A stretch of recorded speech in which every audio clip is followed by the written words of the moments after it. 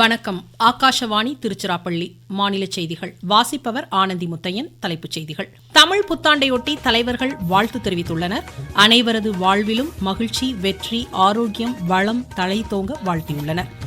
தமிழக சட்டப்பேரவை தேர்தலுக்கான பிஜேபியின் தேர்தல் அறிக்கை இன்று வெளியிடப்பட்டது. அரசியல் சாசன சிற்பி டாக்டர் BR அம்பேத்கரின் 136வது பிறந்த தினம் இன்று கொண்டாடப்படுகிறது. தமிழக கிழக்கு கடற்பகுதியில் மீன்பிடி தடைக்காலம் இன்று நள்ளிரவு முதல் அமலுக்கு வருகிறது. IPL 2020 கிரிக்கெட் போட்டியில் Chennai Super Kings Kolkata Knight ரைடர்ஸை இன்று எதிர்கொள்கிறது. இனி விரிவான செய்திகள். சித்திரை முதல் நாள் தமிழ் புத்தாண்டு இன்று உற்சாகத்துடன் கொண்டாடப்படுகிறது. மக்கள் அதிகாலையிலேயே நீராடி புத்தாடை அணிந்து மலர்களால் வீடுகளை அலங்கரித்தும் வண்ண கோலமிட்டும் தமிழ் புத்தாண்டை இனிதே வரவேற்றனர். கன்னியாகுமரி மாவட்டத்தில் அதிகாலையிலேயே மக்கள் கனிகளை கண்டு வழிபட்டு பெரியவர்களிடம் ஆசிகள் பெற்று இந்நாளை கொண்டாடி வருகின்றனர். மாநிலத்தின் அனைத்து திருக்கோவில்களிலும் சிறப்பு வழிபாடுகள் நடைபெற்று வருகின்றன. திருச்செந்தூர் அருள்மிகு சுப்பிரமணிய சுவாமி திருக்கோவிலில் ஏராளமான பக்தர்கள் நீண்ட வரிசையில் காத்திருந்து சுவாமி தரிசனம் செய்து வருகின்றனர். நாமக்கல் அருள்மிகு ஆஞ்சநேயர் திருக்கோவிலில் 100 கிலோ வண்ண மலர்களால் சிறப்பு அபிஷேகம் நடைபெற்றதாக எமது செய்தியாளர் தெரிவிக்கிறார். நாமக்கல் கோட்டை சாலையில் அமைந்துள்ள புகழ்பெற்ற அருள்மிகு ஆஞ்சநேயர் திருக்கோவிலில் தமிழ் புத்தாண்டை முன்னிட்டு சிறப்பு அபிஷேகம் மற்றும் அலங்காரம் நடைபெற்றது. அதிகாலையில் சிறப்பு பூஜைகள் செய்யப்பட்டு நடை திறக்கப்பட்டு ஏராளமான பக்தர்கள் சுவாமி தரிசனம் செய்தனர். நல்லெண்ணெய், அனைத்து வகை பழங்கள், பஞ்சாமிர்தம், சிகைக்காய், 1008 லிட்டர் பால், தயிர், சந்தனம் போன்ற வாசனை திரவியங்கள் கொண்டு சிறப்பு அபிஷேகம் நடைபெற்றது. தொடர்ந்து 100 கிலோ பூக்களை கொண்டு சிறப்பு அபிஷேகம் செய்யப்பட்டது. அதனைத் தொடர்ந்து சுவாமிக்கு தங்க கவச அலங்காரம் சார்த்தப்பட்டது. நாமக்கல்லிலிருந்து S. கண்ணன். தமிழ் புத்தாண்டையொட்டி குடியரசுத் தலைவர் திருமதி திரௌபதி முர்மு, குடியரசு துணைத் தலைவர் திரு CP ராதாகிருஷ்ணன், பிரதமர் திரு நரேந்திர மோடி, முதலமைச்சர் திரு MK ஸ்டாலின் உள்ளிட்டோர் மக்களுக்கு வாழ்த்து தெரிவித்துள்ளனர். அனைவரது வாழ்விலும் மகிழ்ச்சி, வெற்றி, நல்ல ஆரோக்கியமும் வளமும் பெற அவர்கள் வாழ்த்தியுள்ளனர். தமிழக சட்டப்பேரவை தேர்தலுக்கான பிஜேபியின் தேர்தல் அறிக்கையை அக்கட்சியின் திரு JP நட்டா சென்னையில் இன்று வெளியிட்டார். இதன்படி அனைத்து குடும்ப அட்டைதாரர்களுக்கும் ஆண்டொன்றுக்கு தலா 3 சமையல் எரிவாயு சிலிண்டர் இலவசமாக வழங்கப்படும். மகளிருக்கு மாதம் 2000 ரூபாய் உதவித்தொகை வழங்கப்படும். போக்சோ குற்றங்கள் உள்ளிட்ட வழக்குகளை விசாரிக்க சிறப்பு நீதிமன்றங்கள் அமைக்கப்படும். மாநிலத்தில் போதைப்பொருள் புழக்கத்தை ஒழிக்க தனித்துறை உருவாக்கப்படும் உள்ளிட்ட வாக்குறுதிகள் இடம்பெற்றுள்ளன. இதனிடையே தமிழக சட்டப்பேரவை தேர்தல் பிரச்சாரம் முடிவடைய இன்னும் 7 நாட்களே எஞ்சியுள்ள நிலையில் அரசியல் தலைவர்கள் தீவிர வாக்கு சேகரிப்பில் ஈடுபட்டுள்ளனர். திமுக, அஇஅதிமுக, பிஜேபி, தேமுதிக, நாம் தமிழர், தவேக உள்ளிட்ட கட்சித் தலைவர்கள் தங்களது வேட்பாளர்களுக்கு ஆதரவாக பேரணிகள், பொதுக்கூட்டங்கள் வாயிலாகவும் வாக்காளரின் வீடுகளுக்கு சென்றும் வாக்கு சேகரித்து வருகின்றனர்.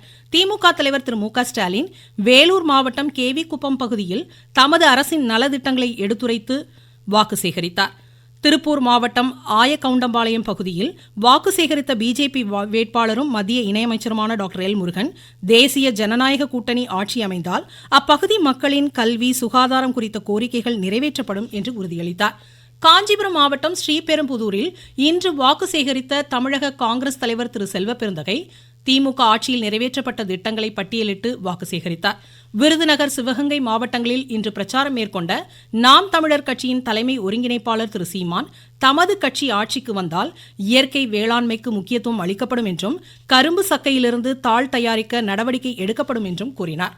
சட்டப்பேரவை தேர்தலையொட்டி பல்வேறு மாவட்டங்களில் தேர்தல் நடவடிக்கைகள் தீவிரமாக மேற்கொள்ளப்படுகின்றன. கள்ளக்குறிச்சி மாவட்டம் உளுந்தூர்பேட்டை சட்டப்பேரவை தொகுதிக்குட்பட்ட களமருதூர், எலவனாசூர்கோட்டை, சேந்தநாடு ஆகிய கிராமங்களில் துணை ராணுவம் மற்றும் காவல்துறையினரின் கொடி அணிவகுப்பு இன்று நடைபெற்றதாக எமது செய்தியாளர் தெரிவிக்கிறார்.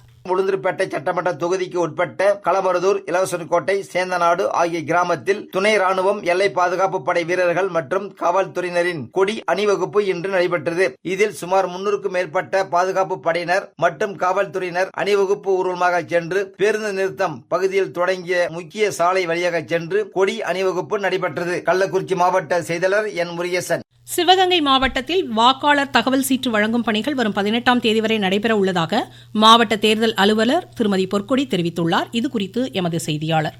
சிவகங்கை மாவட்டத்தைச் சேர்ந்த வாக்காளர் பட்டியலில் இடம்பெற்ற அனைவருக்கும் சம்பந்தப்பட்ட வாக்குச்சாவடி நிலைய அலுவலர்களால் வாக்காளர் தகவல் சீட்டு எனும் ஓட்டர் இன்ஃபர்மேஷன் ஸ்லிப் வழங்கும் பணியானது வரும் 18ஆம் தேதி வரை மேற்கொள்ளப்பட்டு வருவதாக மாவட்ட தேர்தல் அலுவலர் தெரிவித்துள்ளார். தேர்தல் ஆணையத்தால் அங்கீகரிக்கப்பட்ட 12 ஆவணங்களில் ஏதேனும் ஒன்றை அடையாள ஆவணமாக காண்பித்து வாக்களிக்கலாம் என அவர் கூறியுள்ளார். சிவகங்கையிலிருந்து ஆ. முருகன்.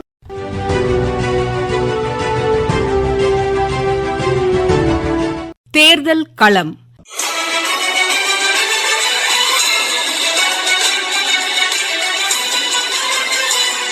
பெரம்பலூர் மாவட்டத்திற்கு உட்பட்ட சட்டப்பேரவை தொகுதிகள் குறித்த தேர்தல் கண்ணோட்டம் இன்றைய தேர்தல் களத்தில் இடம்பெறுகிறது.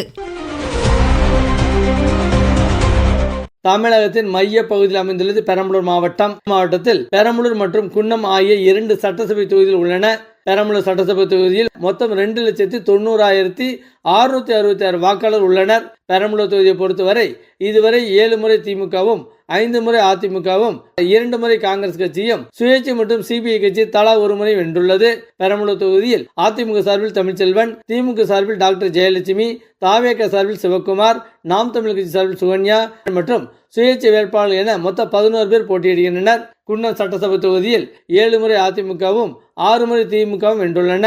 குன்னம் தொகுதியில் திமுக சார்பில் போக்குவரத்து துறை அமைச்சர் சிவசங்கர், ஐஜேகே சார்பில் சரண்யா, தாவேக சார்பில் ரேவதி, நாம் தமிழ் கட்சி சார்பில் கீர்த்திவாசன், சுயேட்சை வேட்பாளர் என மொத்தம் 19 பேர் போட்டியிடுகின்றனர். பெரம்பலூர் மக்களின் நீண்டகால கோரிக்கையான ரயில் போக்குவரத்து வசதி திட்டத்தை கொண்டு வர வேண்டும். அரசால் அறிவிக்கப்பட்டு கிடப்பில் போடப்பட்டுள்ள ஜவுளி பூங்கா, வேலைவாய்ப்பை உருவாக்கும் வகையில் தொழிற்சாலைகள் அமைக்க வேண்டும் என்பது இத்தொகுதி மக்களின் மிகுந்த எதிர்பார்ப்பாக உள்ளது. பெரம்பலூரிலிருந்து எம் செல்வராஜ். நீங்கள் கேட்டுக்கொண்டிருப்பது ஆகாஷவாணியின் மாநில செய்தி அறிக்கை.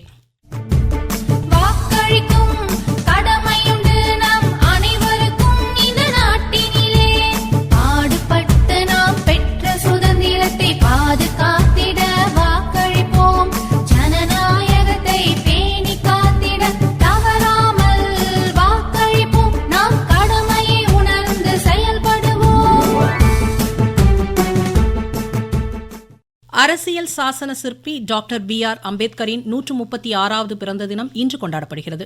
இந்நாளையொட்டி குடியரசுத் தலைவர் திருமதி திரௌபதி முர்மு குஜராத் மாநிலம் காந்திநகர் லோக்பவனில் உள்ள அன்னாரது திருவுருவப் படத்திற்கு மலர் தூவி மரியாதை செலுத்தினார்.